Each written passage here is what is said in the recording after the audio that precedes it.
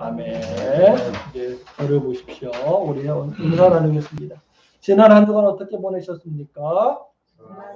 오늘은 어떠십니까?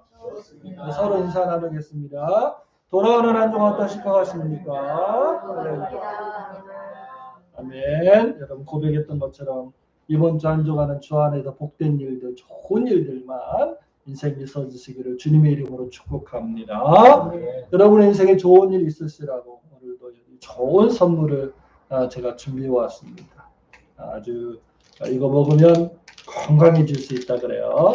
저 맛도 있어요. 넌센스 퀴즈를 내서 드릴 건데요. 온라인에서 들으시는 분들은 답을 채팅창으로 올려주시면 됩니다. 잘 들으시고 빨리 맞히시면 되는데 이거는 좀 생각을 해보셔야 되는 문제예요. 그냥 바로 나오진 않지만 여기에서 천재가 몇 명이 있기 때문에 맞힐 수 있을 것 같긴 해요. 자, 이 세상에 모든 사람들의 머리카락 숫자를 곱하면 몇 개가 될까요? 수학 천재가 곧 나올 것 같아요. 이 세상에 모든 사람들의 머리카락 숫자를 곱하면 몇 개가 될까요? 요셉이 0. 왜 0이에요? 그렇죠. 대머리가 있어서 대머리는 0이 대머리는 머리카락이 하나도 없잖아요. 어떤 숫자든 0하고 곱하면 0이 돼요. 자, 박수. 역시 수학 천재. 우리 중에 제일 똑똑해요. 쉽게 나올 줄 몰랐는데 센스에서 우리 장로님이 잘 맞추지만 역시 수학적 젊은이가 훨씬 더 잘 나와요. 모든 숫자 아무리 숫자가 커도 0하고 곱하면 0이 돼버려요. 어떤 사람이 그렇게 얘기하잖아. 옛말에 인생을 어떻게 표현했냐면 공술의 공수거다. 무슨 말이에요? 인생은 0이라는 거예요. 인생은 살다 보니까 아무것도 아니라는 거예요. 결국에는 빈손으로 왔다가 빈손으로 가는 게 인생이다. 옛 현인들이 그렇게 말을 했다는 거예요. 생각해보면 정말 인생의 진리 중에 하나죠. 빈손으로 왔다가 빈손으로 가는 게 인생이다. 인생은 영에 가깝다는 거예요. 그런데 우리 하나님은 무한대에 가깝습니다. 이 영을 수렴하고도 남을 만한 무한대인 거예요. 그러니까 영을 포함할 수 있을 만한 무한대인 거예요. 그래서 세상 사람들은 공술의 공수고로 살아가지만 우리 믿음의 사람들은 무한대이신 하나님, 영까지 수렴하는 무한대이신 하나님과 연합해서 저와 여러분 하나님이 주시는 풍성함 가운데 살아갈 수 있는 공술의 공수거라고 고백하지 아니하고 주 안에 행복했노라고 고백할 수 있는 복된 심령들 될 수 있기를 주님의 이름으로 축복합니다. 아멘. 인생이 살다 보면 공술의 공수거 인생을 살아가지만 인생을 살다 보면 우리를 행복하게 하는 기억보다는 우리를 고통스럽게 하는 기억들이 훨씬 더 많이 남아요. 왜 그럴까요? 인간은 자기를 고통스럽게 하는 것들을 기억해야만 생존할 수 있는 생존의 비밀이 거기 있기 때문에 그래요. 인간이 생존하려면 자기를 아프게 했던 것, 자기를 어렵게 했던 것, 또는 뭘 먹으면 아프더라라고 하는 기억들을 오래 가지고 있어야 생존에 유리하기 때문에 생존상 인간은 생존하기 위해서 아픈 기억들, 어려운 기억들, 고난을 당했던 것들을 오랫동안 행복한 기억보다 길게 가지게 되어져 있어요. 그것은 인간이 이 땅에서 생존하기 위한 생존 프로세스예요. 그런데 그 생존 프로세스인 이 고난이 어려움들에 대한 기억들이 때로는 우리의 인생을 매우 힘들게 하기도 해요. 그로 인해서 우리가 잘 살아갈 수는 있지만 그것이 우리에게 올무가 되어서 우리를 계속해서 괴롭히는 그러한 일들도 있다라고 하는 사실이에요. 올무가 뭐냐면 덫의 종류예요. 동그랗게 원을 만들어서 이렇게 철사 같은 끊어지지 않는 것들로 바닥에 설치해 놓거나 또는 공기에 띄워 놓으면 짐승들이 지나가는 길목에 놓으면 밟거나 또는 그걸 통과하다가 그 올가미가 쪼여들어요. 순간 쪼여들어서 발목을 확 잡거나 아니면 목을 잡거나 몸통을 딱 잡아요. 쪼여들면서. 그럼 우리 인간은 손이 있기 때문에 그 덫을 풀어 헤칠 수 있어요. 좀 느슨하게 올가미를 느슨하게 해서 빠져나올 수 있지만 동물들은 손이 없잖아요. 그러니까 느슨하게 풀 수가 없으니까 빠져나가서 몸부림치면 그 올가미가 더 옥죄는 거예요. 그래서 발목을 옥죄고 나중에 뼈까지 다 그냥 꽉 잡아서 옴짝해서 보다 그냥 잡혀 있게 돼. 아무리 큰 짐승이라 할지라도 그 올가미 덫에 걸리면 헤어나오지 못하고 잡혀서 죽거나 아니면 잘려서 또는 도망가거나 거의 죽게 되지요. 올가미가 가장 무서운 덫이라고 해요. 인생에도 우리의 이 올가미 올무인 이 덫 또는 이 올무와 같은 역할들을 하는 것들이 많이 있는 것 같다. 그것 때문에 우리 인생이 즐거워야 되고 행복해야 될 우리 인생이 무한대의 하나님 안에서 무한대의 기쁨을 누려야 될 우리들이 인생의 올무들 때문에 고통스럽고 또 힘들어하기도 하고 절망스럽기도 한 것 같아요. 그래서 지난주 한 주간 동안 왜 우리는 인간은 이렇게 고통스럽게 살아야 되느냐, 왜 우리가 이렇게 걸려 넘어지느냐, 우리에게 있어서 올무는 무엇인가에 대한 고민을 하게 되었고 나름대로 성경에서 많이 있지만 대표적인 것들을 한번 찾아보아서 함께 오늘 나누는 시간을 가져보려고 합니다. 그래서 오늘은 좀 성경을 많이 찾을 거예요. 설명보다는 성경 안에서 좀 말씀을 찾으면서 깨달음을 얻고 그 안에서 우리가 이 올무에서 벗어날 수 있는 길을 한번 찾아보자라고 하는 거예요. 성경을 좀 많이 찾아보긴 할 겁니다. 외적인 올무가 있고 내적인 올무로 제가 구분했어요. 구분 없이 다 할 수 있지만 좀 이해하기 쉽게 외적인 거, 내적인 걸로 좀 구분했습니다. 먼저 외적인 것을 찾아보면 사람이 우리에게 올무가 된다는 거예요. 사람 자체가 뭐 형제든 이웃이든 적이든 나를 미워하는 사람이든 나를 좋아하는 사람이든 아무튼 사람 자체가 우리에게 올무가 될 수가 있다는 거예요. 한번 찾아보겠습니다. 호세아서 5장 1절 말씀 한번 찾아봅니다. 구약 1260쪽에 있습니다. 1260쪽 호세아 5장 1절. 성경을 제가 페이지를 잘 말씀을 드릴게요. 바로 페이지 보고 찾으시면 돼요. 1260쪽 찾으셨으면 5장 1절 같이 읽습니다. 제사장들아 이를 들으라. 이스라엘 족속들아 깨달으라. 왕족들아 귀를 기울이라. 너희에게 심판이 있나니 너희가 미스바에 대하여 올무가 되며 다볼 위에 진 그물이 됨이라. 보니까 제사장도 백성들에게 올무가 되기도 하고 지도자도 백성들에게 올무가 되기도 하고 백성도 서로 간에도 서로에게 올무가 된다는 거예요. 올무는 내 안에 나를 걸려 넘어지게 하는 그 덫은 누구든 되어질 수도 있다라고 하는 대표적인 성경 구절이기도 해요.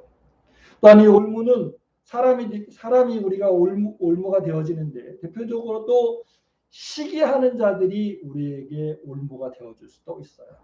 마태복음 22장 15절에 보면 이건 이제 우리가 많이 아는 것들이니까 그냥 안 찾고 넘어갈게요. 예수님의 올무 역할한 게 누구죠? 바리새인들이에요. 22장 15절에 보니까 이에 바리새인들이 가서 어떻게 하면 예수님을 말의 올무에 걸리게 할까 상의하고 그랬으니까 이 바리새인들이 예수님을 올무에 올가매기 위해서 자기 예수님의 말에 스스로 넘어지게 하기 위해서 이 사람들이 서로 회의하고 획책했다는 거예요. 왜 그럴까요? 바리새인들이 그렇게 한 이유가 진리를 수호하기 위해서라고 하는 명분이 있었지만 그것보다도 더 중요한 인간적 내면에는 바리새인들은 당시에 사람들의 존경받는 그룹에 속했던 사람들이에요. 금식도 철저히 하고 11조의 잘 드리고 맛있는 대로 하려고 노력했던 아주 경건주의자 속해서 모든 백성들이 인정하는 그런 사람들이었는데 어느 날 예수님이라고 하는 사람이 나타나서 수많은 백성들의 주목을 끌고 주목을 얻던 그 예수님께서 바리새인들을 향하여 독사의 자식들아라고 하는 말씀을 하니까 같이 친구로 지냈으면 바리새인들이 그러지 않았을 거예요. 근데 독사의 자식들이라고 하면서 그들의 속내에 아주 더러움을 드러내니까 그 시기 질투 가운데 백성들이 다 예수님께 몰려가 버렸잖아요. 감당할 수 없으니까 예수님께 옳고 그름을 따지기보다는 어떻게든 걸려 넘어지게 하자. 그를 넘어뜨려야 된다라고 하는 목적의식을 가지고 예수님을 대하게 되었다는 거예요. 때로는 사람들이 우리를 그냥 옳고 그름을 분별하기보다는 우리를 불행하게 하는 게 목적이어서 우리를 걸려 넘어지게 하려고 하는 사람도 있다는 거예요. 우리 주변에. 무시할 수 없는. 우리가 잘못해서도 아니고 내가 뭔가 부족해서도 아니에요. 그 사람이 우리를 향해서 그런 의도를 가지고 있는 사람들이 있다는 거예요. 그 사람은 그 사람 명분을 가지고 있지만 그렇다라고 하는 사실입니다. 때로는 친구들이 올무가 되어줄 수도 있습니다. 욥에게 있어서 새 친구들은 좋은 친구들이에요. 와서 욥을 위로하기 위해서 왔잖아요. 그리고 욥을 옳은 길로 인도하기 위해서 자꾸 옆에서 조언을 해줘요. 그런데 욥의 입장에서는 그 친구들이 어때요? 다 올무. 다 자기 마음을 상하게 하는 거예요. 다 자기를 폭포하게 하는 거예요. 너무 괴로운 거예요. 그들의 말 한마디 한마디가 전부 다 너무 자기를 괴롭게 하는 거예요. 그 친구들의 위로가 올무가 되고 친구들의 권유가 올무가 돼서 욥이 나중에는 허다한 말을 하게 되잖아요.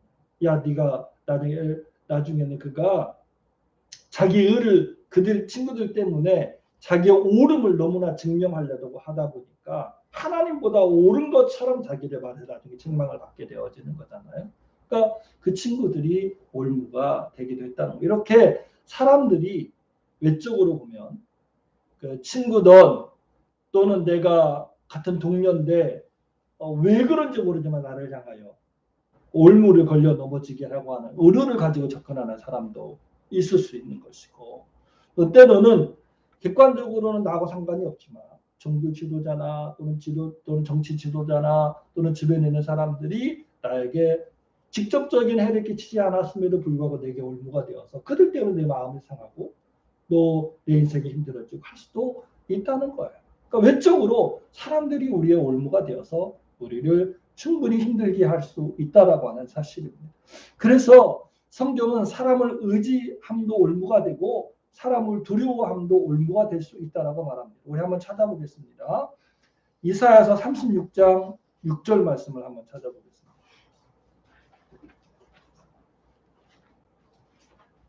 이사야서 36장 6절. 구약 1008쪽에 있어요.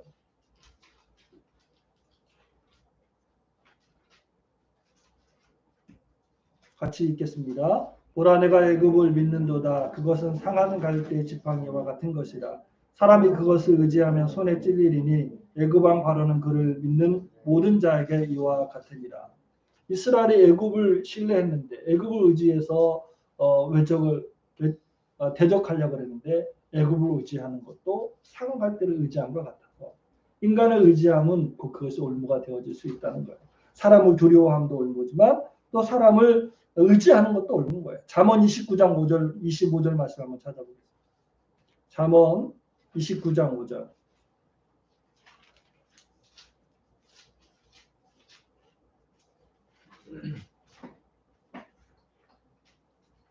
29장 25절, 5절이 아니라 25절. 구약 944쪽.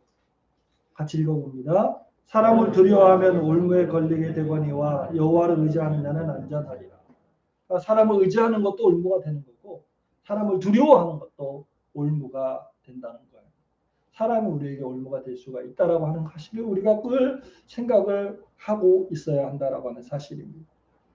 두 번째로 외적인 올무가 뭐냐면 많이 있을 수 있지만 고난이 우리에게 올무가 될 수가 있다는 거예요. 그러니까 언제 터질지 모르는 감당할 수 없는 고난은 인생을 쉽게 무너뜨리고 빠져나올 수 없게 하는 그런 수렁으로 몰아넣기도 한다는 겁니다.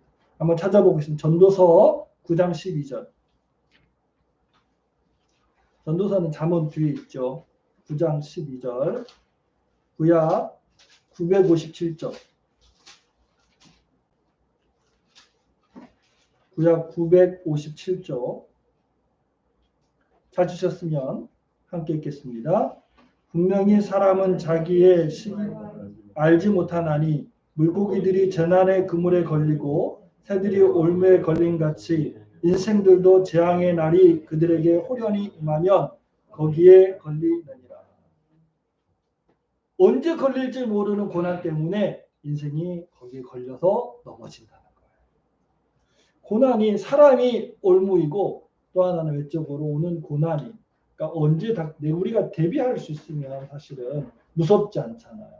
근데 대비할 수 없는 고난들, 내가 언제인지 모르게 내게 다가오는, 갑자기 훅 들어오는 그 고난들이 우리로 인생을 걸려 넘어지게 해서 무너지게 하고 그리고 일어나지 못하도록 한다라고 하는 사실이에요.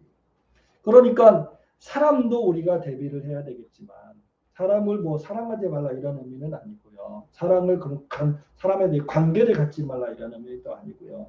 아무리 가까운 사람이라 할지라도 그 사람을 통해 내가 걸러 넘어질 수 있다라고 하는 사실을 경계하고 있어야 되는 거고, 또 하나는 언제 올지 모르는 고난도 우리가 경계하고 있어야 되는데, 그럼 언제 올지 모르니까 두려움에 떨어라 이런 의미는 아니에요. 뒤에 가서 이제 우리가 이 보는 것들을 올무에서 벗어날 수 있는 길에 대해서 말씀을 잠깐 나누겠지만, 아무튼 이러한 사람과 고난이 외적인 올무가 되어줄 수 있다는, 대표적인 올무가 될 수 있다는 것. 내적으로 오는 올무도 있습니다. 내적으로 오는 올무는 뭘까요? 첫 번째는 죄가 우리의 올무가 된다라고 하는 사실이에요. 잠언 29장 6절에 있는 말씀 한번 찾아보겠습니다.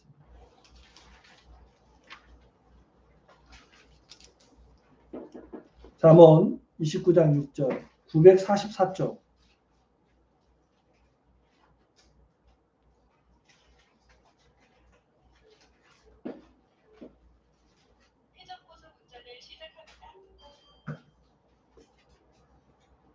찾으셨으면 같이 29장 6절 같이 읽습니다.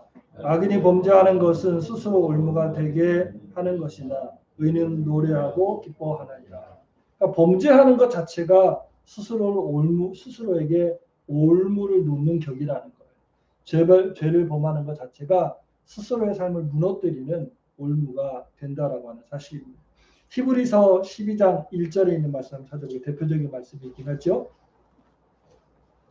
히브리서 12장 1절 신약 366쪽.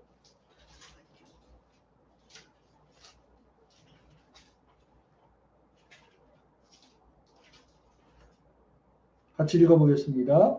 이러므로 우리에게 구름같이 둘러싼 허다한 증인들이 있으니 모든 무거운 것과 얽매이기 쉬운 죄를 벗어버리고 인내로서 우리 앞에 당한 경주를 경주하며. 여기서 말씀하고 있는 게 뭐예요?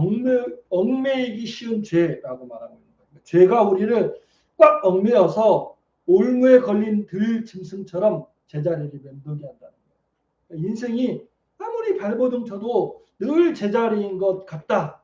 그러면 뭐가 얽매고 있는 거예요? 우리의 죄가 우리를 얽매고 있는 거예요. 우리에게 올무가 있는 거예요. 죄뿐만 아니라 우리에게 어떤 것이 올무가 되었다는 거예요. 이 올무가 우리 인생을 딱 붙들면 아무리 노력을 해도 제자리 빙빙 도는 거예요. 그러니까 올무에 걸린 들짐승들은 빠져나가기 위해서 몸부림치는데 그게 제자리 돌다가 끝나잖아요. 제자리 돌다 끝나는 거예요. 대표적인 것이 죄지만 그 외에도 사람을 통해서도 올무에 걸릴 수도 있는 거니까. 이 올무에 걸리면 인생은 늘 제자리인 거예요. 여러분의 인생이 제자리에 아무리 노력해도 제자리라고 한다면 내가 혹시 올무에 걸리지 않았는지 자기를 되돌아볼 필요가 있다는 것입니다. 그래서 이 올무에서 빨리 벗어나야 인생이 거기에서 제자리 빙빙 도는 인생에서 벗어날 수가 있는 거예요. 죄의 올무에서 벗어나기를 주님의 이름으로 축복합니다. 네. 두 번째로 우리를 걸려 넘어지게 하는 게 뭐냐? 교만이 우리의 올무가 될 수가 있다는 거예요. 여러분 저를 보세요. 사울 왕이 이스라엘의 첫 번째 왕인데 그가 무너졌잖아요. 대대손손이 왕이 될 수 있었습니다. 무너지는데 결정적인 역할을 한 것이 뭐냐면 이 교만이에요. 사울 왕의 교만을 엿볼 수 있는 두 가지 사건, 아주 대표적인 사건. 뭐죠? 사무엘 선지자가 와서 제사를 드리고 예배를 드리고 전쟁에 나가야 되는데 아무리 기다려도 사무엘 선지자가 오질 않으니까 대신 제사를 드려버리잖아요. 또 하나 사건. 하나님께서 사무엘 선지자를 통해서 야 너가 적을 치되 남녀노소 할 걸 다 치고 거기는 재물도 다 불태워버리고 우양도 다 죽여야 된다. 하나도 남기지 마라라고 명령했는데 그거 가서 좋은 것들을 다 취했다 그랬어요. 그리고 사무엘 선지자한테 들키니까 뭐라고 했냐면 이거 사실은요 예배 드리려고 제물로 쓰려고 한 거예요라고 자기 마음을 속이잖아요. 백성들도 속이고 자기 마음도 속이고 하나님은 속지 않잖아요. 이 두 가지 대표적인 사건에서 사무엘이 아주 크게 화를 내고요. 당신 이것 때문에 하나님께서 당신 선택한 것을 후회하십니다. 당신의 왕자를 뺏어서 다른 사람이 줄 겁니다라고 할 정도로 이 두 가지가 대표적인 사건이 사울을 무너뜨린 대표적인 사건이에요. 그 교만 때문에 자기가 지극히 적은 베냐민의 지파에서 지극히 적은 자라고 고백했던 그가 어느 날 교만해지니까 그가 사무엘 선지자의 위치까지 올라가고 그리고 하나님을 면전에서 하나님 앞에 불순종하며 그리고 속이는 그러한 일까지 간 이유가 교만해서 그렇다는 거예요. 그것을 잘 알 수 있는 성경 구절이 또 하나 있어요. 사울 왕은 아니지만 또 이 왕 또 하나의 왕이 있어요. 그 왕도 유다의 왕이었는데 유다의 우시아라고 하는 이 왕이 처음에는 16세에 왕이 돼요. 어린 나이에 왕이 되니까 옆에서 도왔던 선지자가 있어요. 그 도왔던 선지자가 옆에서 그를 스가랴라고 하는 선지자가 옆에서 잘 도와서 잘 가르쳤을 때는 그가 겸손히 잘 따라서 나라가 아주 강성해져요. 우시아 왕 때 아주 나라가 유다가 크게 강성해졌단 말이에요. 그런데 이 스가랴 선지자가 죽고 난 다음에 더 이상 자기가 가르침 받지 못하잖아요. 영적으로. 스스로 교만해져서 그가 일을 치게 돼요. 한번 찾아보겠습니다. 역대하 26장 16절 한번 찾아보겠습니다.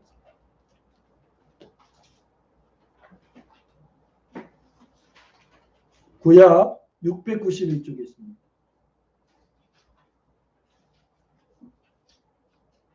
역대하 26장 16절 찾으셨으면 같이 한 목소리를 읽습니다.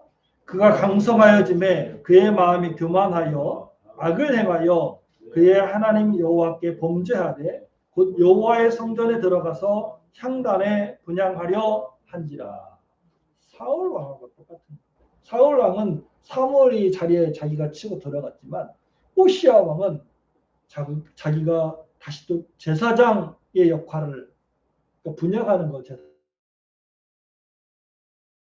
제사장이 하는 거다가 실행하지 못하고 거기서 저주를 받아서 나병에 문둥병에 걸려서 평생 한 곳에서 격리되어서 문둥병에 걸려서 격리돼서 그냥 쓸쓸하게 인생을 마감하는 거예요. 그렇게 잘 나가던 우시아 왕이 다윗 왕의 그 막강한까지는 아니었어도 전후 왕에 비해서 아주 막강한 유다를 만들었던 겸손하게 자기의 왕의 역할을 하며 스가랴 선지자에게 지도를 받아서 강수하게 나라를 이끌었던 그 왕이 교만해지니까 제사장의 직분까지 넘보게 되고 결국 거기에서 그 자리를 벗어나게 돼서 결국에는 그가 나병에 걸려 쓸쓸한 인생을 맞이하게 되잖아요. 사울 왕과 우시아 왕과 비슷한 경로를 가고 있잖아요. 교만해지면 그렇게 되어지는. 그러니까 겸손하면 그 겸손함이 자기를 성공을 이끌었는데 성공하고 난 다음에 교만해지면 잘 되니까 강성해지니까 이룰 것 이루고 나니까 교만해지면 그 교만이 오히려 그게 올무가 되어서 인생을 나락으로 이끌어가게 된다는 거예요. 내적인 올무는 대표적으로 이 죄와 교만이에요. 물론 교만도 죄로 분류할 수 있지만 성경에서는 교만에 대해서 아주 많이 언급하고 계시니까 저도 따로 언급하는 거예요. 죄와 범죄하는 것. 내가 조그맣게 저지르니 이까짓 것 별거 아닌데라고 생각하는 그 죄가 여러분의 올무가 될 수 있는 거고 내 마음의 교만이 우리 인생의 올무가 되어서 빙빙 돌기만 하고 수고만 하고 노력하는데 아무런 성과도 없는 그런 인생이 되어버리게 할 수도 있다는 거예요. 우리가 대표적으로 외적인 것과 내적인 이러한 올무에 대해서 말씀을 드렸는데요. 이상 드린 경우만 존재하는 게 아닙니다. 대표적인 몇 개만 소개했을 뿐이고요. 중요한 것은 이 모든 것은 사실은 사단의 공격이라고 하는 사실이에요.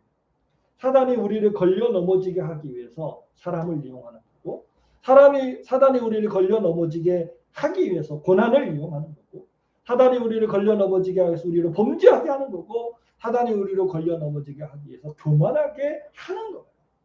그 이면에는 사단이 있어요. 그렇지만 우리의 나타나는 현상은 사람이나 죄나 범죄함이나 또는 교만함이나 고난 이런 것들이 우리 눈앞에 나타나는 것들이고 겪어야 되는 일들이잖아요. 직면하는 일들이잖아요. 사단의 공격에 대해서 그것들을 통해서 역사한다는 그것도 알아야 되겠지만, 그러나 그 도구들도 하나 사단이 사용하는 그 도구들이 더 이상 도구가 되지 않도록 우리가 그 개념을 분명히 세워나가는 것도 또 알아가는 것도 중요하다라고 하는 것입니다. 왜냐하면 지필지기면 백정백승이라 그랬잖아요. 사단이 어떠한 도구를 이용하는지를 알면 우리가 거기에 걸려 넘어지지 않을 수 있으니까 적어도 네 가지만은 조심하자. 사람을 두려워하는 것도 안 되고 사람을 의지하는 것도 올무가 되어줄 수도 있다. 또 고난이 왔을 때 이 고난을 통해 내가 걸려 넘어질 수 있으니까 조심해야 된다. 경계해야 되는 것이고 교만하지 않게 해서 조그만 죄라도 스스로 범죄하려고 하는 그 현장에 스스로를 방치하지 않도록 노력을 해야 된다라고 하는 사실입니다. 올무에 걸려 넘어질 수 있는 여러 가지 경우의 수가 있지만 우리가 경계하고 조심하자라고 하는 의미에서 말씀드렸지 두려워하라고 떨으라고 무서워하라고 말씀드리기 아니라고 하는 사실이에요. 물론 아무리 경계하고 조심해도 사단이 설치한 올무를 다 피할 수는 없을 겁니다. 사단의 공격으로 오는 이 올무에서 쉽게 그리고 빨리 벗어날 수 있어야 우리 인생이 행복한데 그게 참 쉽지만은 않아요. 그래서 오늘 저와 여러분과 함께 마지막으로 나눌 게 뭐냐면 어떻게 하면 우리가 이 수만 가지 수없이 도전하는 이 사단의 공격이 올무에서 특별히 꽉 우리를 인생을 메고 우리 인생을 자기 걸로 끌고 가려고 하는 올무에 걸려서 끝없이 빙빙 돌기만 하고 고통스러운 인생을 살게 하는 이 올무에서 벗어날 수 있는 길은 없을까? 또 그것도 여러 가지 방법들을 제시할 수 있지만 가장 간단하면서 그리고 우리가 실질적으로 도움을 받을 수 있고 그리고 생각해낼 수 있는 한 가지만 말씀을 드리려고 해요. 따라서 합시다. 성령의 법 아래서 가능합니다. 찾아보겠습니다. 로마서 8장 1절로 12절 한번 찾아보겠습니다. 로마서 8장 1절로 12절 신약 249쪽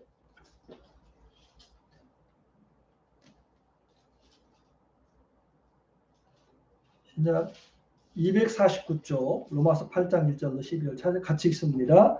그러므로 이제 그리스도 예수 안에 있는 자에게는 결코 정죄함이 없나니 이는 그리스도 예수 안에 있는 생명의 성령의 법이 죄와 사망의 법에서 너를 해방하였습니다. 아멘. 따라서 합시다. 생명의 성령의 법. 무한대이신 하나님을 경험할 수 있는 통로가 이 바로 생명 되시는 성령님을 내가 경험합니다.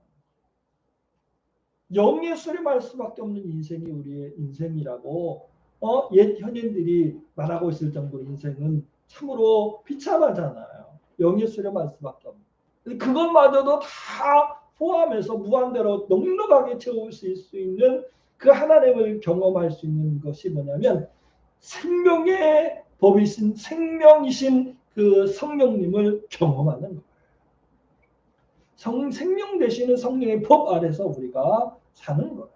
사람을 의지하면서 오는 올무나 사람을 두려워하면서 시작되어진 올무도 성령의 법 아래 있으면 벗어날 수가 있다는 거예요. 여러분 오순절 마가의 다락방에서 성령의 충만함을 경험한 제자들을 보면 그러했다는 거예요.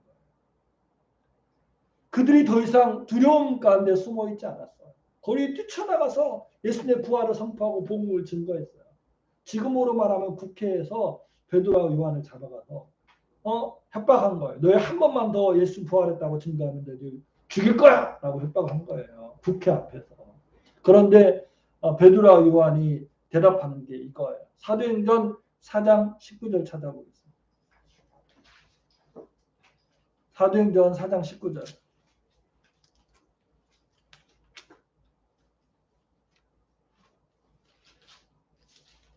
오늘 우리가 이 고백 위에 서 있다고 한다면 어떤 그 골무에서도 우리가 벗어날 수 있는 힘을 얻게 되는 거예요. 같이 한번 읽어보겠습니다. 시작. 베드로와 요한이 대답하여 이르되 하나님 앞에서 너희의 말을 듣는 것이 하나님의 말씀을 듣는 것보다 옳은가 판단하라. 베드로와 요한이 말하는 거예요. 야, 내가 너희 말을 들으랴 하나님 말을 들으랴. 나는 하나님 말을 듣겠다. 너희가 나를 죽인다 할지라도 나는 하나님의 말씀을 내가 순종하며 살겠다. 하나님이 오늘 내게 말씀하시는 말씀 안에 내가 살겠다라고 그렇게 고백하고 있는 거예요. 사랑하는 성도 여러분, 더 이상 사람을 두려워하지 아니하고 사람의 지혜나 힘이나 권력을 의지하지 아니하기로 작정하고 성령님의 도우심을 구하고 성령님께서 사람으로부터 오는 모든 올무에서 벗어날 수 있는 힘과 능력과 지혜를 내 안에 주셨다라고 하는 사실을 내가 믿으시고 생명의 성령의 법 아래서 저와 여러분 해방될 수 있기를 주님의 이름으로 축복합니다. 내가 사람의 말을 들으랴 하나님의 말을 들으랴. 내가 하나님의 사람이니까 하나님의 말씀대로 살겠더라고 내가 고백하고 나아가면 사람에게서부터 오는 올무들에서 해방될 수 있다는 사실입니다. 두 번째는 죄의 속성은 반복성과 지속성을 통해서 우리를 구속해요. 죄의 속성 중에 가장 대표적인 게 반복성이고 구속성이에요. 묶어버리고 빠져나오지 못하게 하는 성질이 바로 반복성이고 지속성입니다. 이것도 오직 성령의 도우심으로 죄의 올무에서 우리가 벗어날 수 있다는 거예요. 반복적으로 짓는 죄, 지속적으로 짓는 죄에서 벗어날 수 있는 것은 성령의 도우심밖에 없다는 거예요. 반복성의 연결을 잘라낼 수 있는 힘, 지속성에 단절시킬 수 있는 힘은 내 의지로 어떻게 해보려고 해도 벗어날 수 없지만 그러나 성령님께 의탁하는 순간 성령님께 순간순간 기도하면서 의탁하는 그 순간 이것이 끊어질 수 있다라고 하는 사실이 제가 몇 번 말씀드렸지만 청년 때 그 다녔던 한샘교회라고 있는 그곳에서 장로님 한 분 계셨는데 그분이 광주 지역에서 깡패 두목이었대요. 감옥에서 그가 예수님을 만난 거예요. 예수님을 만나고 난 다음에 그가 어떻게 변했냐면 뒤에 보면 꼭 여자처럼 얼마나 조신하게 됐는지. 나중에 물어봤어요. 그랬더니 장로님 그 얘기를 하시더라고요. 내가 옛습성을 버리기 위해서 팔짱으로 팍팍팍팍 걷던 사람이에요. 기독교. 내가 옛습성을 벗어버리기 위해서 걸을 때도 최대한 조심스럽게 조심하게 고신하게 걸으려고 들어가. 말도 참 느려요. 이전에는 안 그랬대. 욕도 막 엄청나게 하고. 내가 옛습성을 벗어나기 위해서 순간순간 그 옛습성이 나한테 튀어나오니까 벗어나기 위해서 말도 고신하고 조심스럽게 한다. 일부러 그렇게 하는 거예요. 그렇다고 그분이 예수성이 아예 사라졌느냐? 그렇지 않아요.